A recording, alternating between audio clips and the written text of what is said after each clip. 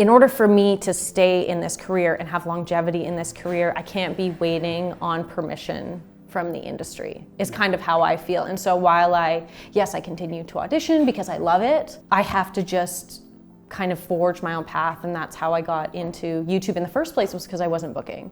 And so I'm still very much of that mentality of, yes, of course I want to work in film and television because I love to act and I love to tell stories. Well, welcome back to the show. This is the DNA Podcast. I'm Douglas Nyback. Today's guest is Julie Nolke of stratospheric internet fame. Her Explaining the Pandemic to My Past Self YouTube videos are pulling numbers that series finales of network sitcoms would be jealous of. And I have been fortunate enough to be working with her since she was in college. Her class came in, did a workshop with me, and I've been working with her ever since. Most recently, I was the on-set acting coach of Run the Burbs, which is a sitcom that she was on. And she is an unbelievable creative. She is always making something, a razor-sharp wit, an incredible writer. Her style of comedy is so unique, and she's already popped off. A big part of this conversation is about how you can be so successful in one area and still struggling to break into another area. And we talk about the state of the industry, the state of comedy, the state of sitcoms. It's a phenomenal conversation that I grew a lot from having. So without further ado, this is Julie Nolke. Thank you so much for being here.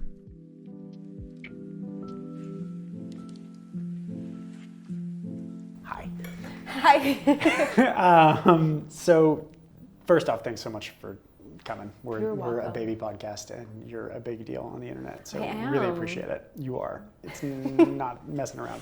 You're welcome. I kind of want to just get right into it if you're cool with that. Let's do it. Yeah. Okay.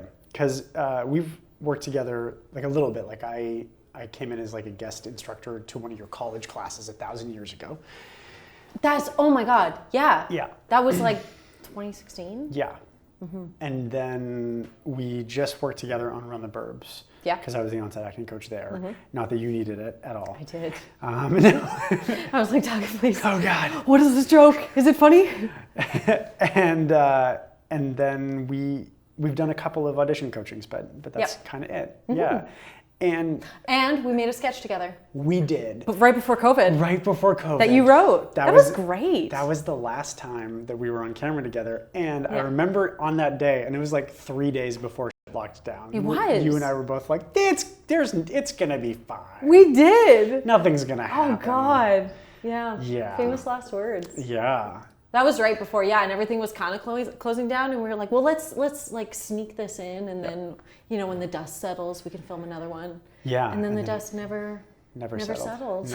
No. And it's really interesting because the pandemic, I would imagine in so many ways was very challenging for you, and also kind of was like the best thing to happen to Unfortunately, your career. Yeah, I got really famous, made a lot of money, and that was really hard. Yeah, no. For me. Yeah. I would imagine. Did you have problems with success? No. Cool. Great. Nice. Well, nice. That's a deep question because I think that it was success that came fast and furious, and I don't think I had like the infrastructure in my business to quite handle it at the time. Sure. So I was playing catch up in terms of like hiring and expanding, and also there's like a part of you that's like, is this going to disappear as quickly as it came? So should I be kind of like turtling and right. I don't know. And then there's the whole validation thing of like, oh my gosh, people like me. Are they going to like me tomorrow? And so you're just constantly like doing this internal work to be like, okay, no, I'm enough. They like me for my art. I just got to keep making my art. Yeah. Mm-hmm. Yeah.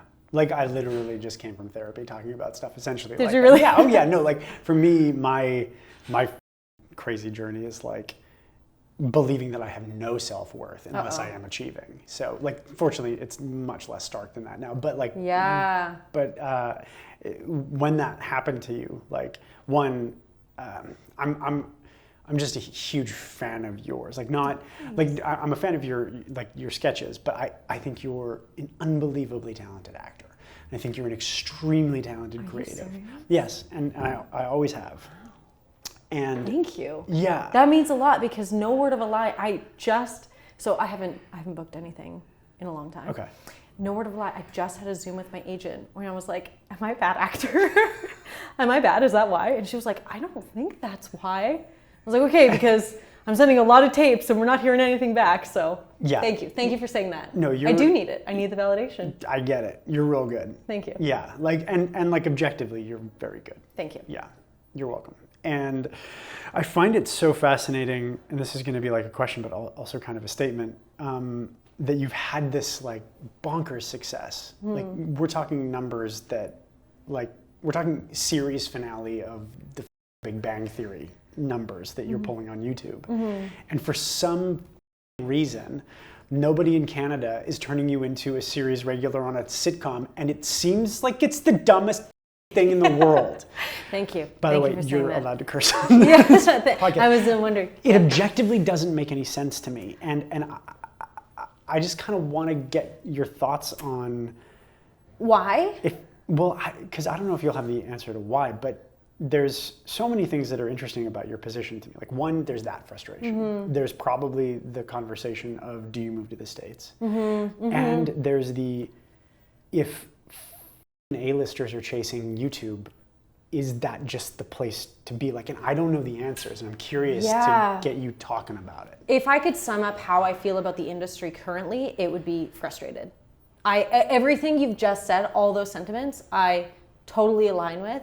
I'm very confused. Yeah. I recently went to a conference in Dallas, and I had this like CEO of this big tech company be like, I was telling him like I was auditioning and trying to like work more in film and TV, and he was kind of like, why? He was like, don't you have 1 million subscribers on YouTube? I was like, yeah, but it would be cool. Like I like telling longer stories and playing different characters, and he was like, oh, okay, but you could just do that on, like he really genuinely didn't know why I would want to do that. And then when I was like adamant that no, that's kind of, I want to do YouTube and traditional film and TV, he was like, oh, well, you must be hot shit then. I was like, no, I'm really not. Like in Canada, I really am not. And in fact, I'm in this like weird place with my own like self-worth and validation where I'm like a little bit embarrassed.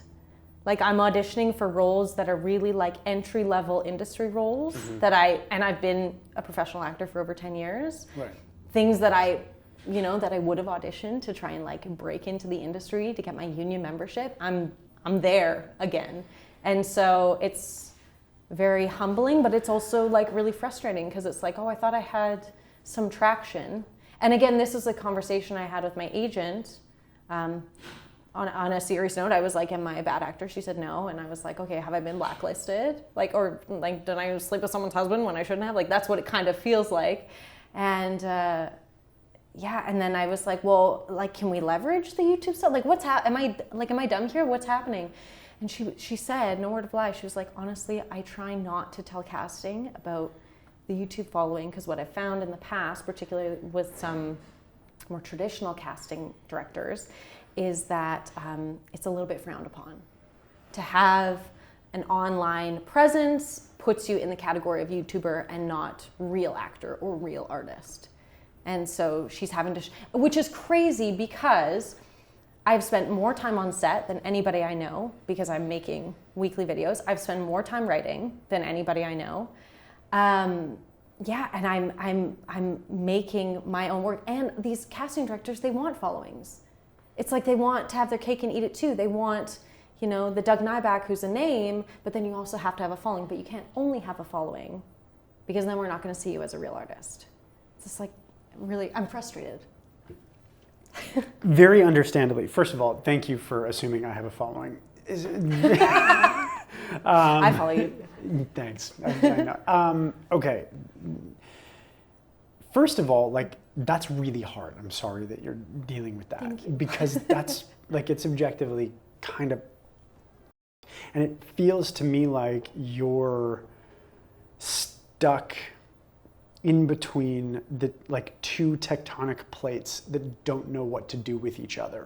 And it's like neither of them are sure which one's going to be the mountain, and both are jealous of each other. Yeah. Like, and it's so interesting because you have like, what do you do if you've achieved mass success on YouTube? You pivot it into a mainstream industry career. Yeah. Like even Mr. Beast is like, I should produce a show with Amazon. It's like, why, man? You're pulling Super Bowl numbers on everything you release. Yeah. You are slumming it with Amazon. Yeah. With Amazon, you are slumming it. Yeah.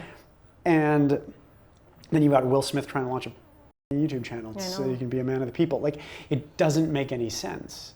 And I was chatting a little bit with Scott about this, Scott Townend, because I'm developing a couple of shows and sitcoms, and one of which, by the way, I want to talk to you about because we're wanting to attach cast, and I would love to attach you. I want to be attached. Yeah, I'm writing a role specifically for you. That's what we love to hear. Yeah, and because entry level, like you're very very thank good. You. Thank you. And I understand, like, and thank goodness you have the mentality of wanting, like, even being aware of the concept of cultivating humility, like that you're willing to audition for those things, I think speaks volumes to your character. And you are definitively past that. Yeah. But I think, so he and I were both chatting, and we were like trying to figure out like what anything is going to look like 5 years from now. And I don't think anybody knows. Like, right now there's a lot of money being put into procedurals with network. Like, agents are telling people to pitch to network for procedural shows because that's where the money is. And I'm like, it does still kind of feel like buying stock in Tower Records circa 2010. Yeah. And I don't think mainstream television is going to go away, but I don't see the online distribution model getting any smaller. It's only going to grow, and mainstream is going to shrink. Totally. I agree with you 1,000%. And I think, like, the States is kind of the canary in the coal mine for what Canada's industry is going to be. Yeah.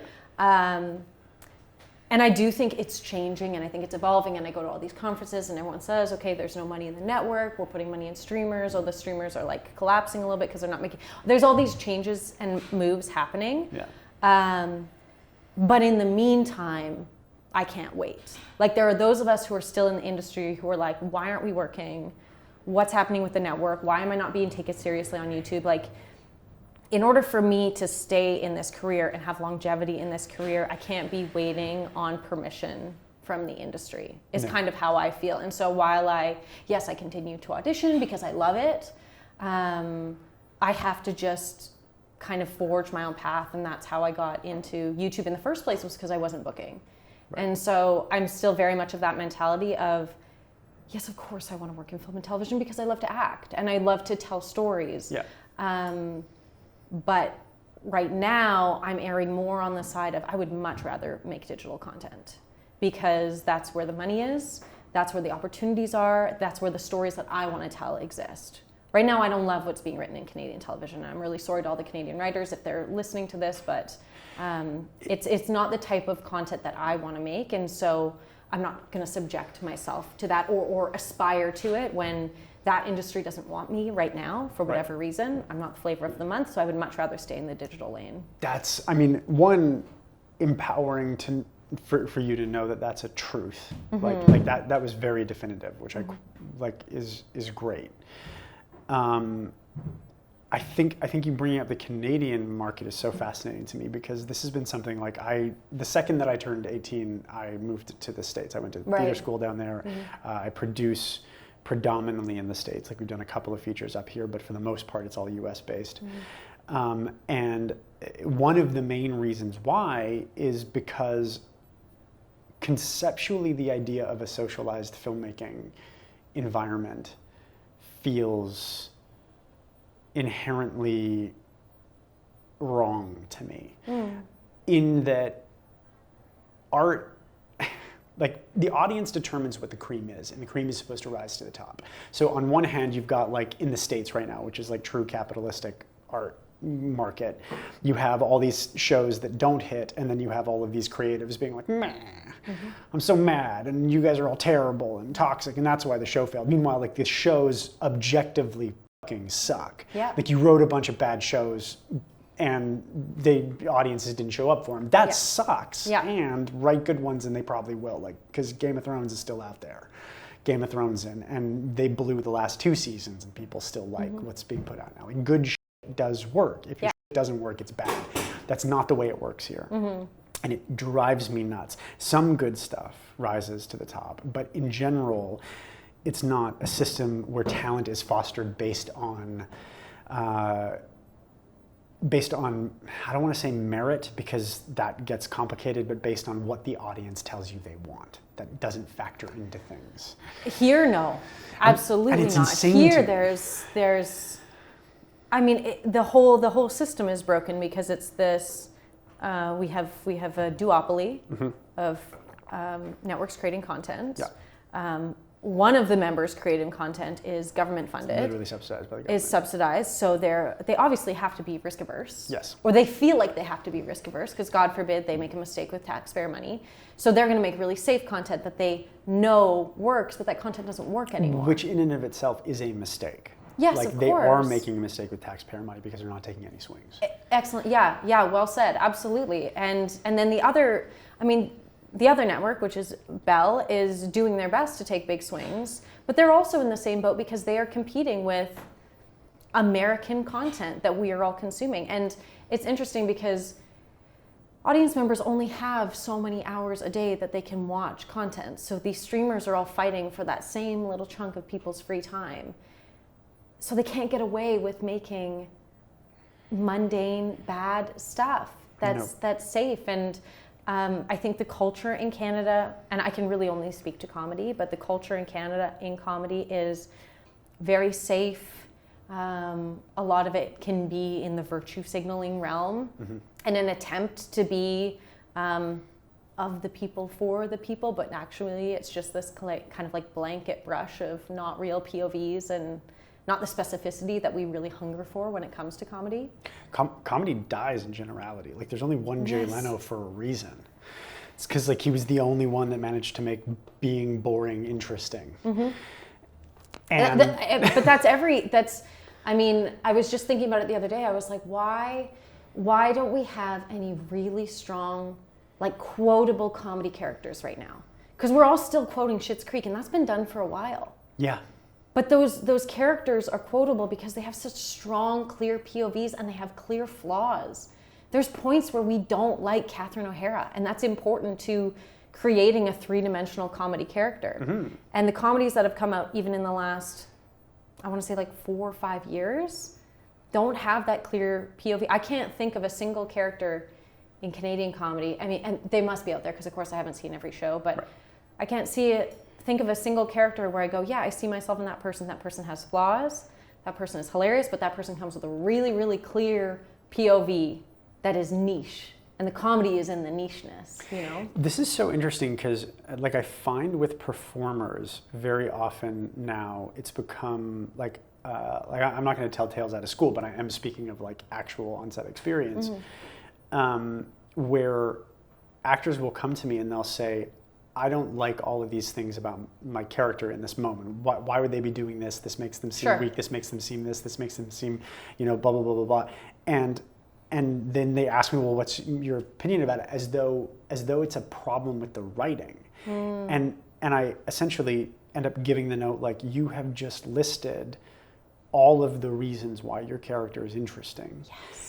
And you're deciding that those are problems for you as a performer rather than as gifts of three-dimensionality that you then get to cultivate and turn into a long-standing arc for a character. Yeah. But instead, I have literally worked with talents that then go, come to blows with creative on sets, not understanding that they're just asking them to make their characters less interesting. Right. And unfortunately, we exist in Canada in a world where usually creatives are more than happy to oblige. And it's bonkers. Right. And it doesn't help either. Yeah.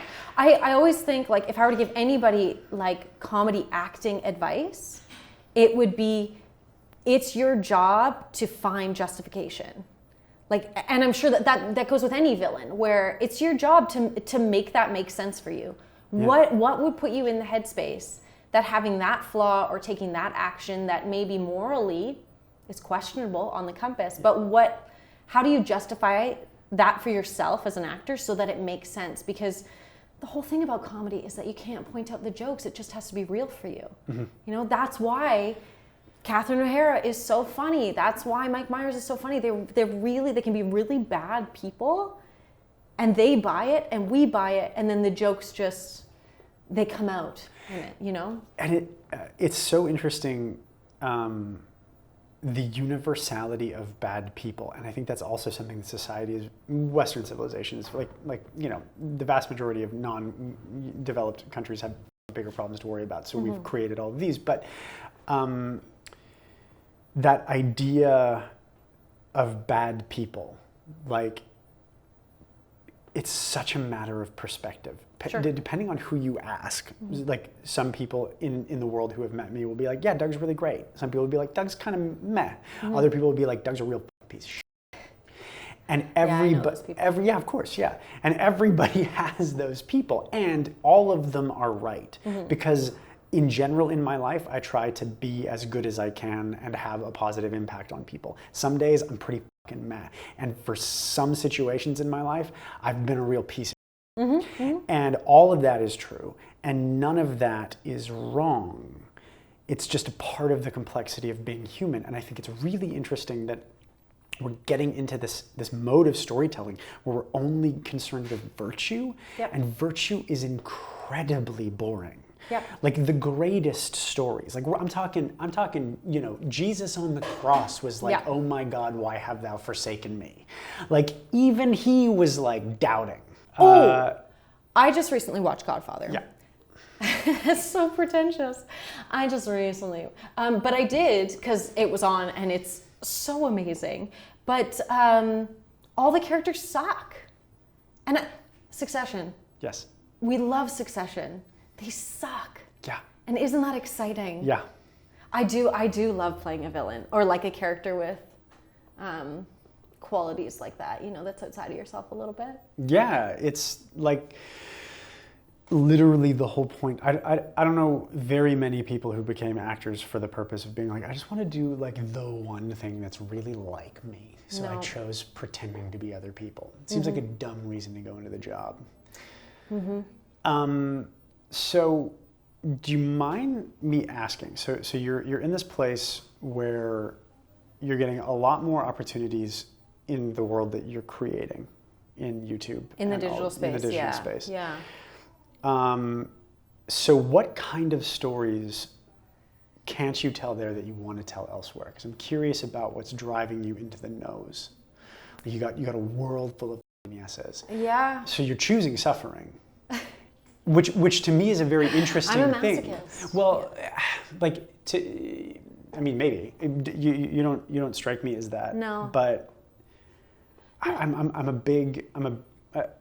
it really interests me when people are like, this is harder, and yet it feels right. Yeah. So I'm curious as to what is going on there. Well, I mean, I'd be lying if I said it wasn't still for the validation. Because I really do genuinely, as much as I am like, oh yeah, I just did all this amazing stuff online to these hundreds of thousands of people globally, I still get an audition in my inbox and go, oh, I want it. I want that Tim Hortons commercial. I do really. And I think it's just part of my makeup. It's part of my internal constitution of that's what I value as being a big thing. I don't know if that will ever go away. I'm getting better about how I feel about it. I feel like I'm in a really healthy place when it comes to auditioning and taking part in film and TV. That being said, I am still a little bit frustrated, but I think I still actively pursue it because online you're limited by long form storytelling. Like you can't really, there's an algorithm that you are at the mercy of. When it comes to YouTube, TikTok, Instagram, you're working within the confines of their mediums. Right. And that doesn't make room for long form storytelling and beautiful plot and conflict. That being said, I could self-fund a television show and put it on YouTube. I'm not sure if the cost-benefit analysis would be there if I'd walk away with any money, but... This is an interesting thing too, because it's like strictly from a budgetary standpoint. Sure. Like TV shows cost a ton of money. And a part of that is bloat. bloat. But there's a lot of wasted money. So much bloat. So much bloat. Yeah. I mean, to be honest, Doug, if somebody gave me $100,000, which is nothing in terms of making television shows, right, I could make a 10-episode show that I think would be phenomenal. The problem is that I need that initial seed money because I would be really like uprooting my life to try and find some sort of investment money to make something like that happen. Right. But it doesn't take much. And I feel like in Canada, the opportunities for that investment are just non-existent, because who's gonna do that? It's an interesting thing, because there are more and more series that are being funded independently and then Like being brought sold to you as by complete projects, like basically taking the independent film model and applying it to series. Which leads me to my next point. You need $100,000. Well, Bree comes out with a dream suitcase. come true. Are we making a show? What? So what stories do you want to tell? Is there anything that's like, I'm not asking you to like elevator pitch project, but I know you're out there pitching, so I'm curious. Do you want to hear my shows? Yeah. No, I want to tell like comedy forward stories. I want to tell. Some would call those comedies. Well, maybe not. Yes, they would actually. I guess. Yeah, but they're yeah. I don't know. I want to tell. I don't know. I want complete control. I want the freedom to have an idea and make it. Like there's a show that I tried to get off the ground that went nowhere, that took place in the Yukon. Okay. It was about old. What are they called during the gold rush? Like these guys. What are these guys? They pan for gold. Don't laugh. Prospectors. Prospectors in a derelict boomtown. Yeah. That's very funny. I want to tell stories that strike me, that are interesting, that are human stories, that are funny, that are satires, that are. I mean, that's why YouTube is so beautiful, because it's like I'm not married to making a sitcom forever and ever and ever. Amen. I can be the Julie that is drunk and talks to herself in the mirror, and then I can be a Julie that does a sketch with the Doug Nyback, and then, it's.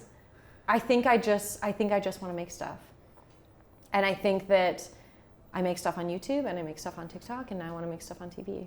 So it sounds like a perfect world to you is freedom to choose. Totally. Creatively. Yeah, I mean I'm doing a live show. Yes. Oh my gosh, I didn't even ask you about that yet. I'm doing a one-woman sketch show. And it's selling like hotcakes. It's sold out. Great. 2 shows. It's great. And part of that journey, like how I got there, was just I'm sick of asking for permission. And I feel like I've kind of climbed the YouTube mountain, and I love her, and she's there, and I go back to her, and I keep creating content for that. But television isn't really into me right now, and that's okay. And so I was like, well, let's do theater. What's creatively itchy over there? It's really interesting to me that your answer to almost every problem, and it seems to be the right answer, is be more creative, find more creativity, find other ways to create. I think so. I think that, it's a brutal business. It's a very volatile business. It's very cruel. So I think if you're not in it as an artist first and foremost, I think it's going to be really, really challenging to have longevity. And I think when you're an artist first and foremost, you have to kind of like cradle and take care of that inner artist, and prioritize that spark that you have, because that's kind of the only, like, I don't know, that's the only valuable thing you have to offer this industry.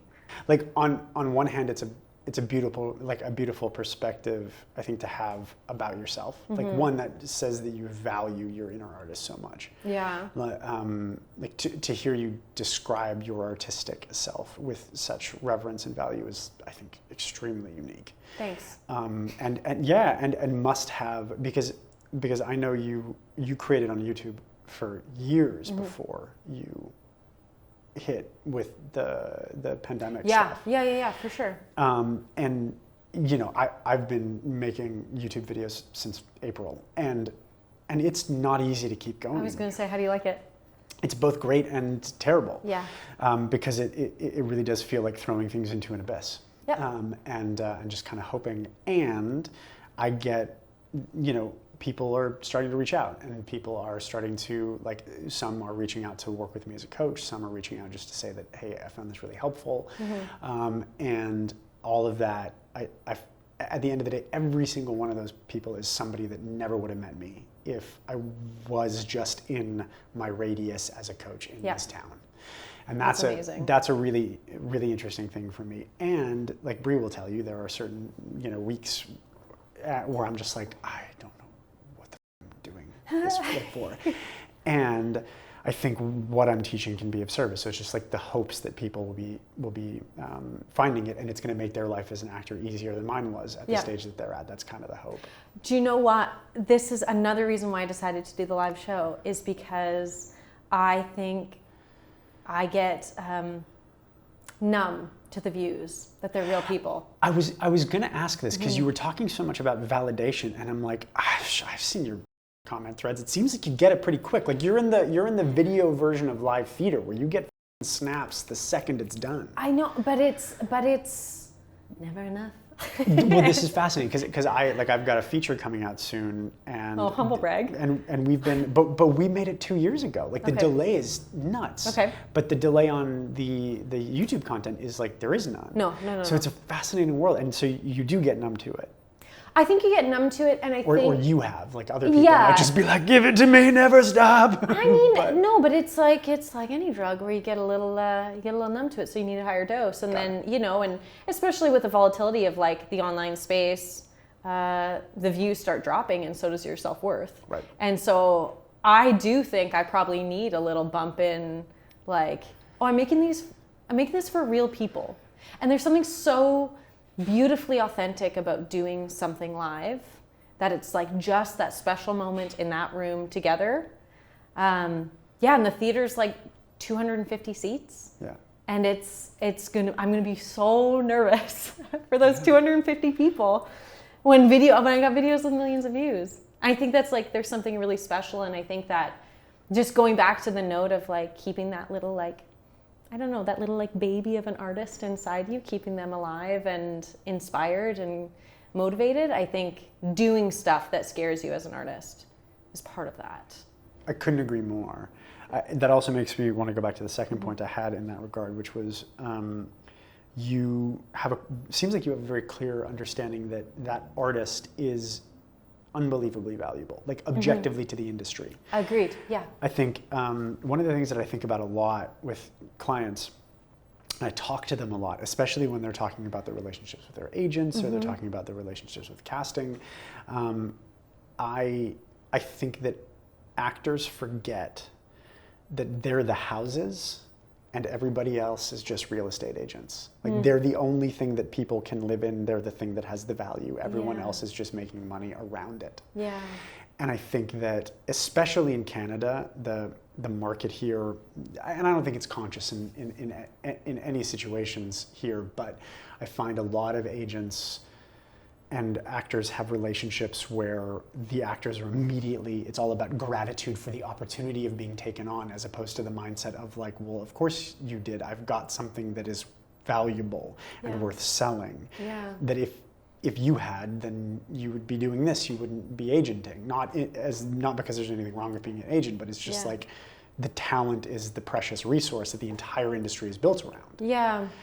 And it's really fascinating to me that you seem to have such a clear idea of that. Have you always had a clear idea of that with yourself? I mean, I do and I don't. Like, I feel like I hear you say that, and I resonate with that, because I'm like, yeah, the artist, and you only have what you have to offer. But it is a business. Yeah. I feel like we've talked about this before, where it's like, just your hair color wasn't right, or or you've got mannerisms that are similar to somebody else who's being cast. So I think like a healthy understanding of what the business is important. I feel like being naive walking into this business, being like, I'm just an artist and I've got this artistic voice and you're lucky to have me. I also think that's maybe misguided. I do think it's a balance of, I've got me to offer. That's all I've got. My talent, my style, my approach to the art. But there are some things like, if you want my hair dark brown, I'll make my hair dark brown, Maybe I'll work a little bit because I got to do a thing with my eye. I'll try and stop that. Yes. Yeah, there is that. There are those like very tangible things that like can Right? be catered to. And a lot of actors don't book because they don't understand how they actually translate on camera. Like they That's don't what have an I want. understanding of the I want the instrument. cheat sheet. I want the Doug Nyback cheat sheet of don't do this, don't do that, never look at your paper. I mean, you can look at your paper. See? I think actors are a little f***ed up about that. Actors treat auditions like memorization tests, and they're Yeah. not. Yeah. There are technical things like I'll send you an I actual want cheat them. sheet. Yeah, no, like the general rule No. is, Put it behind a paywall. Yeah, no, I do have I do have an online course for this. It's $49.99 and it's available at dnyback.com. Let's go. But the general rule is if it didn't happen on camera, it didn't happen. And a lot of actors do just phenomenally good work in a way that doesn't allow access to the camera to see it, and so it didn't happen. That's so true. Casting, even though they might be in the room with you, seeing how good you are, if the camera doesn't see it, it didn't happen. That is the most brutal reality of performing on camera.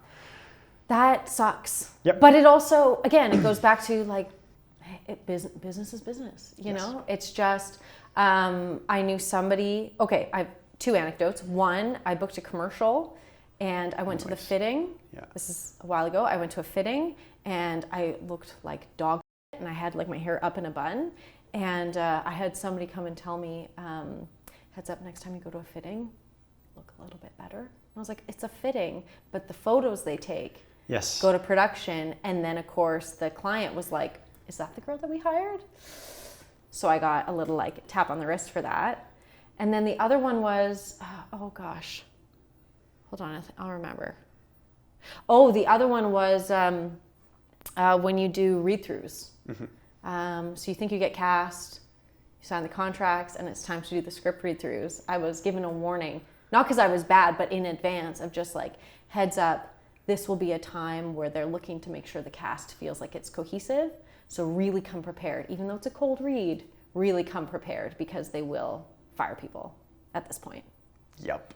And I was like, oh man, so you never really, until you're on set saying the words, you never really have the job. And even then, they're like, right? Yeah, like very famously, like Michael J. Fox in Back to the Future, they shot 2 weeks of that movie with another actor who you have never heard of because Michael J. Fox was shooting a sitcom and they couldn't get him out of his contract, and that guy got recast and they made it work with him, and they went back and like literally that would have been probably about $1 million worth of expense, and they were like, well, see, my heart can't handle it. Yeah. I really I got that little tap on the wrist about the fitting, and I was like, I don't want to do this anymore. It's I don't hard. want to do stuff that makes me sad. It's hard. So then I go make a YouTube video, and I go, okay, no, I'm okay. Yeah. Like the YouTube video stuff, the creative stuff, the writing and pitching shows, that makes me strong enough to be an actor. Yeah. I think if I didn't have that, I think I'd have to get a different career. It's also understanding, I think I have found, because I do think same, like being a producer, being a coach, being a writer, these things make me a better actor. And one of the main reasons why is because I realize that all of the things as an actor that I'm terrified that they're thinking, like even those really extreme situations where it's like, it's not working and we have to recast. And, this happened with Viggo Mortensen to play Aragorn in Lord of the Rings. Like it was Stuart Townend who had that role and got to set, and he was too young. It just didn't work. So he had the role of the century and he lost it. And I've been on the other side of the table now, and I would imagine you have as well, when you're having creative conversations, you're making creative choices, you're making producerial choices, and there is no malice in any of it. It really simply is, you are cooking a dish, and sometimes you taste it, and it's not quite right. Yeah. And you have to make an adjustment to the ingredients. And it has nothing to do with the ingredients or the quality of the ingredients. Right. And one thing that I do think that casting often doesn't understand, and directors and producers and people on set often don't understand, is just what an emotional impact that has on the performers themselves. That to me becomes, when I'm coaching on set, so much of what that job becomes. One, it's about preparing the actors to get to the place where it makes production's lives easier and saves them money and time. But two, it's being able to communicate the needs of production to to the actors in a way that demystifies the entire situation. Absolutely. There's a nuance. There's a respect. Yes, exactly. Like and just understanding, like, one of the big things on Burbs was that very often the adults would improv a ton, and they knew the kids wouldn't. The adults are supposed to improv, but there was only 12 hours in a day, which meant that the kid stuff would get delayed and delayed and delayed and delayed. And so by having me there, we were able to have a situation where I could go to them midway through the day and be like, guys, get ready for fast acting, because it's unfair and it's necessary and it's a part of it. And let's really make sure you're crisp, because you're not going to have the time that everybody else had today. And that's just the way it is. I didn't get to improv on that show. You could have. I should have. You should have. But it's tough, right? When you're not a lead. Oh, yeah. Because you don't want to mess with everybody else. Oh, yeah. You just reminded me, I read a book really early in my acting career. I wouldn't recommend it particularly, but the title's funny. It was called How to Get the Part Without Falling Apart. Okay. And, right? It's a little clever. But I do remember him saying in the book that part of your job as an actor is to make sure you have a fulfilling life outside of being an actor so that you can handle the blows. Because if you can't handle the ups and downs, if you're in such a fragile state, because they're inevitable, right? So if you're in such a fragile state that you can't handle them, then you're not going to be an actor. You're not going to have longevity. It's going to break your heart. Whereas, and he was more saying, like, fundamentally, it's your job as an actor to make sure your outside life is fulfilling and full and satisfying, so that you are a whole, healthy person when you get the rejection. Yeah. You know? I think that's very good advice. It's also, it's easier said than done. It's borderline, like, it's one of those things that I think that's good advice, and to a degree a bit of an impossibility, because I don't know very many people, outside of maybe Hugh Grant, who just like do acting because it's like the easiest avenue to money for them. Like, it's hard to say, hey, take the thing you're most passionate about and just like dial it down. Just like be chill about it. But I also think that to that end, one of the things that I've tried to do with clients and with myself, like, let's be real, is to reframe the suffering as, when the rejection comes, there's two narratives that you can feed. One is the rejection narrative, the narrative of, this is devastating to me. And it is. Like, I've had a really good year so far this year and gotten close to 3 things that would have been really game-changing, like really close, and they didn't go my way.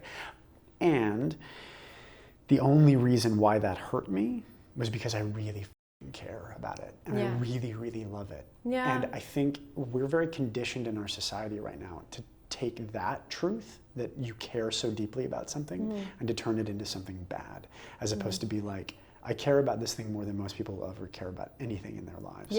And that, with all of the suffering that comes with it, is definitively the best thing. I actually take a lot of solace in hearing other actors saying stories like that. Like, that's where I find peace. Is that other people not doing well makes me feel better? I don't think that's what you're saying. It's like, this is so isolating. This career can be so isolating. So to hear other actors say, like, yeah, I'm having a tough go, or I've got 1 million subscribers and I'm auditioning for Tim Hortons commercials, that sounded very pretentious. But no, it's not pretentious. But that's where we're at. Yeah, I think that I'm trying to make a really conscious effort. I literally just put out a video that was like how I handle rejection. Okay. Because, and like, spoiler alert, it was like hate myself and drink for a long time. Oh, shoot. Yeah, no, not the best. Oh, not anymore, though. Yeah, no, I'm good now. Yeah. Okay. Yeah, no. I thought you said you drink for a long time. No. I drank for a long time. I no longer do. And, but more and more, I think actors are starting to get a bit of a handle on their suffering. And I think we're starting to talk about it a little bit more. Because you just said, it's nice to hear, and then you immediately caveated it by being like, I'm not saying it's nice that you're having a hard time. The fact that you're not booking makes me feel better. Yeah. That I'm not booking. I get that. It's like we celebrate each other's wins together, because I really want you to book. Yeah. As I'm sure you really want me to book. But I think we also like share in the loss for the team.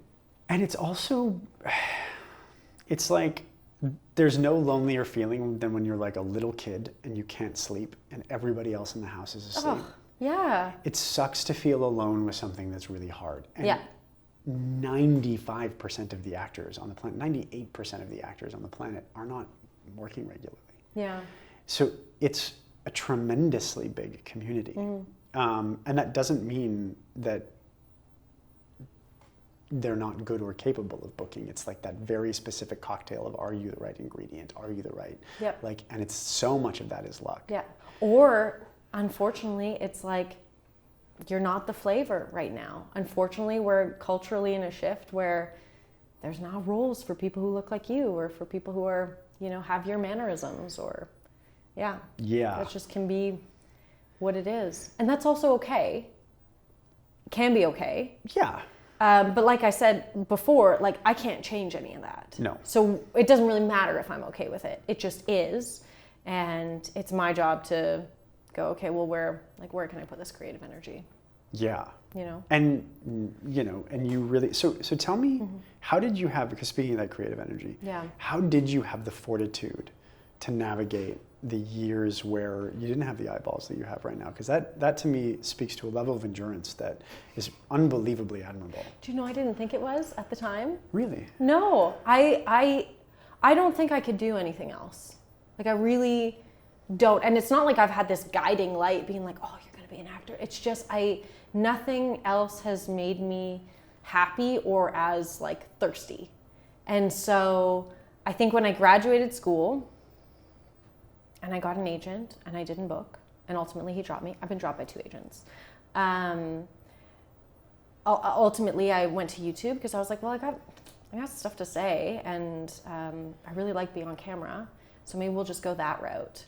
And before you know it, there's like kind of some traction that happens there, and you have a bit of a snowball effect. And before everything went viral, like my husband and I were both living full time on YouTube money. No. Yeah. Great. And that was at 50,000 subscribers.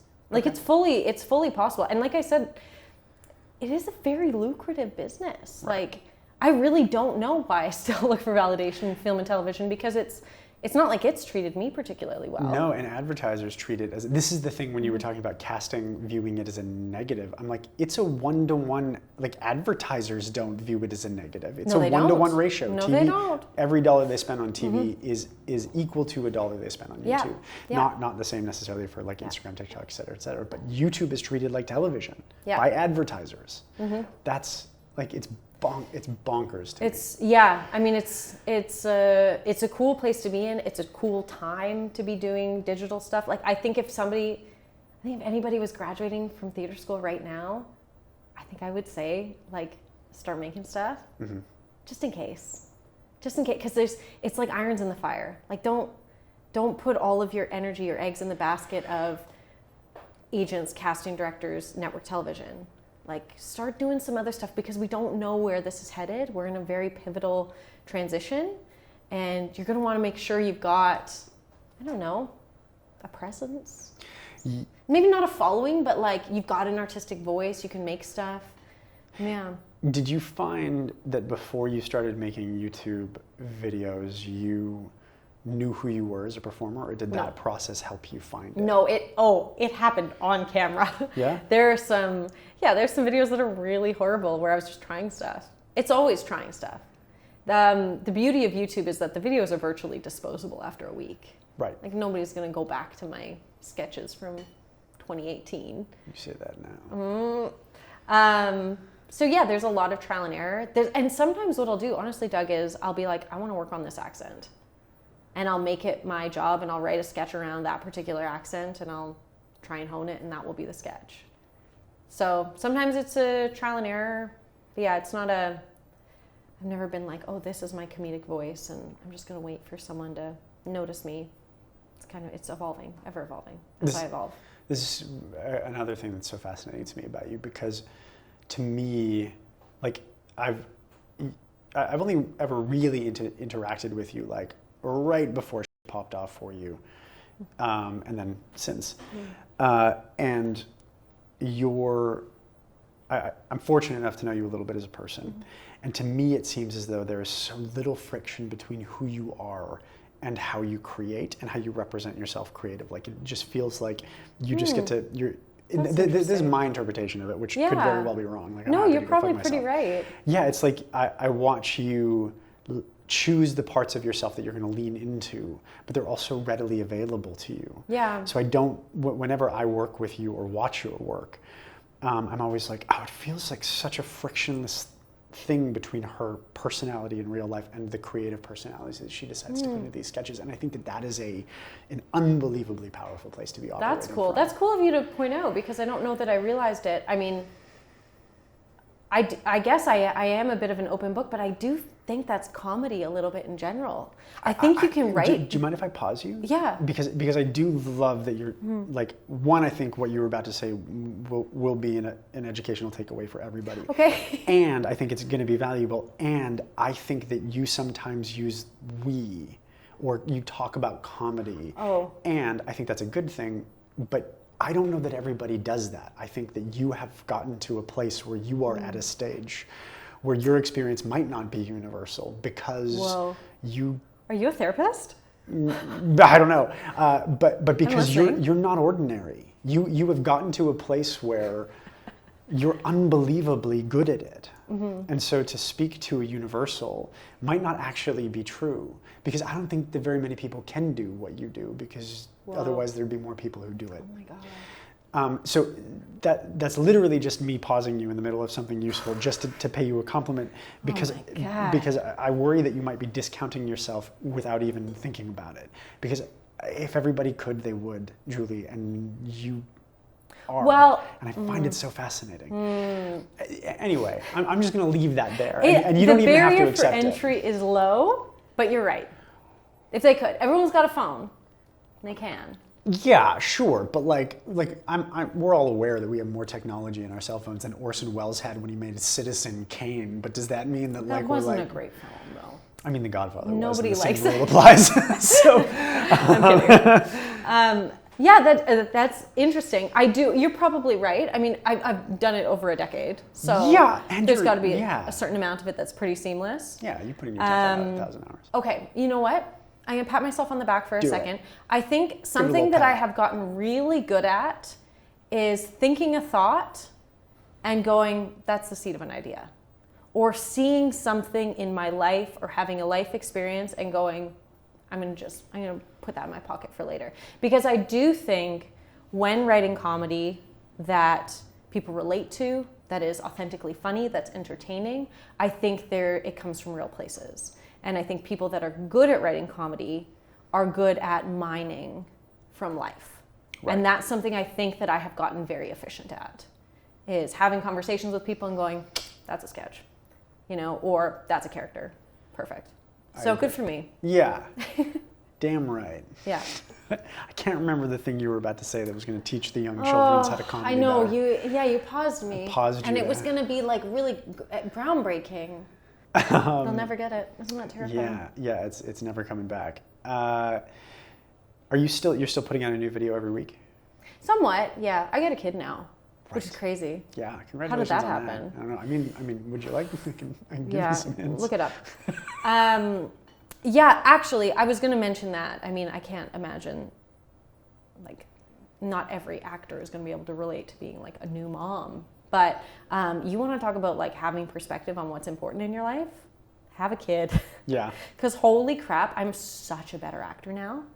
I've got this like, I remember Amy Adams did an interview, and she was like, she booked her first role in her 30s, her first like larger role. And she really talked about how her acting changed pivotally after having kids. And I was like, I wonder how that works. Like, how would it change? You're more emotional, you have more of a spectrum, but it really does. And it comes from knowing your priorities, because you have, the acting stuff like doesn't really matter. So that kind of makes me untouchable, because it's like empowering, because I have something that like really matters. Yeah.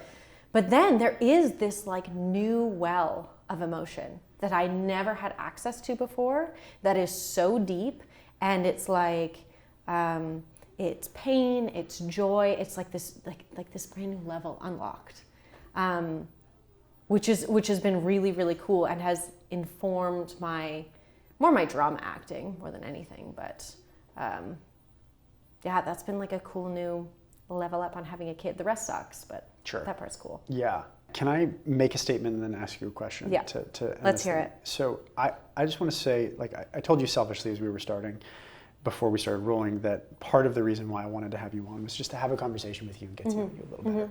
And I want to just say something that in this hour that I've observed, watching you talk about life experience. And people are going to be able to see it if you're watching the pod. There's just a tremendous amount of depth in the way you communicate about everything that you talk about. Wow. And it swings so quickly and so specifically. And the way you interact with your own life experience and the universal human life experience is just so unique, and I admire it very much. Thank you. And the fact that you're able to channel it into something as digestible as comedy is just such a gift to the world. So that's my statement. Okay. You're very welcome. Wow. And if you could go back in time to young Julie just starting out as an actor, baby. and you could give one piece of advice, what do you think it would be? I would say don't stress so much. I spent a lot of those early years wanting my life to happen now, wanting to reach the pinnacle of my career now, wanting to get to that place, climb that mountain, whatever it was. And for what? Because it's going to happen. I think that young people in their 20s feel this sense of like, I have so much ambition, but it's not happening. That's where I was anyway. And I was like, I'm not doing enough. I got to do more. And I was working ridiculous hours. And I don't think it made any difference. And I think I think there's balance there. I could have slowed down. I could have enjoyed more. I was really, like, as much as and thank you so much for all your wonderful things you've said about me. I feel so flattered. But as much as I'm like comfortable in my life now, I was the antithesis in my 20s. I was really, really tightly wound, really stressed, worried that I was going to become nothing with my life. And so if I could go back, I would be like, dude, just chill. Yeah. Your 20s is not the time for all of that to have happened. Your 20s is the time to learn, to experiment, to try, to fail. Every failure is another learning, and then you're going to go a different direction. Like that decade is the experimental decade, you know? Yeah. Because in your 30s, stuff just kind of falls into place. You find where you were supposed to be, and it's so much easier. Like I've just found, and it's not because I've hit massive success on YouTube. Like before I was successful on YouTube, stuff was falling into place without me having to like push against a brick wall that I felt like I was doing in my 20s. Right. It's just like, I see young, and I feel so bad because I see myself in like 21-year-olds who are like, they have that hunger, but they're like, I got to do more. They feel like they're running out of time. Yeah, when and time there's so is much actually pressure to the make your life only happen resource they now. have. Yeah. And it's like, it'll happen. And before you know it, it's going to start happening really fast. Yeah. So just use this time, use this energy, explore, travel, especially if you're in the artistic realm. Use this time to really like build up your like internal photo album of memories and experiences so that when you go to create, you have stuff to draw on. Yeah. How many artists have you met who like only have artist friends and like stay in this like internal cell of artists and they don't have lived experiences, and then they go to write a show and the show's about nothing or it's about actors? Yeah. You Yeah. know? Man, I don't want to see a show about actors. I gotta be honest. Yeah, that's fair. That's fair. It is really interesting that in the period of our lives when where time is a currency that we have in abundance, we feel like we have none of it. Ugh. When the reality of it is that we don't have any experience or ability, but we got plenty of time. Yeah. And yet we're so focused on time that we don't cultivate the experience and ability because we're too busy panicking. Exactly. But again, and I want to reiterate again, like the stuff that I sweated over, whether it's like paying rent or oh my God, going to networking events. I went to so many networking events being like, I gotta know people. Yeah. People gotta go know me. I gotta have my face out there. It's like, they'll know you. Like, just give it time. Just stay in the industry. Yeah. People will know you. And be nice. Don't be a jerk. Be good and be nice to people. Yeah. Don't be and they'll know you. Yeah. That's good advice. That's good advice. Past Julie was, She was not fun to be around. Well, I'm glad I met Julie circa 2020. Do you know what though? You knew the early me. I did, but because we met when I was like, it would have been like 18. Yeah. 20 maybe. Yeah, but I was like a guest you instructor. Were young. I was like 23. Yeah. 24. I still remember those classes. That was really funny. Yeah, because that was like you guys came in from. We had a strike. Right. York was on strike, and there was like a bunch of us. See, this is me being like, I'm not doing enough. There was a bunch of us who were like, well, let's do acting. Right. And so we got you to do an intensive for like 4 or 5 of us. Yeah. I remember, and it's so funny because like I don't have a degree in acting, so. We were more qualified. Well, no, because I wasn't allowed to. I couldn't have taught at your school. No. Because unless you have like a master's degree and you're like not allowed to teach acting. Oh my God, what is a master's degree in acting anyway? Yeah, that will never. Nobody will be like, okay, you're perfect for the role, but do you have a master's in this? Can you imagine? Yes. What are you gonna study? Good You're Lord. gonna study Tim Hortons commercials. Yeah. Thank you so much. I really My appreciate pleasure. you being I'm here. happy to be here. Yeah, just a delight getting to know you better. I think you're a very special person, so thanks very much. I think you're so special. That's I'm honored. nice. Look where we've come from. Everybody get on this board the way. friendship. Yeah. This is nice. Congratulations. Welcome to YouTube. Welcome to the dark side. Yeah, I like it. Yeah. It's cool. Stay here. I will. Yeah, thank you. Cool. Good job. We did it. Thank you Great so job. much.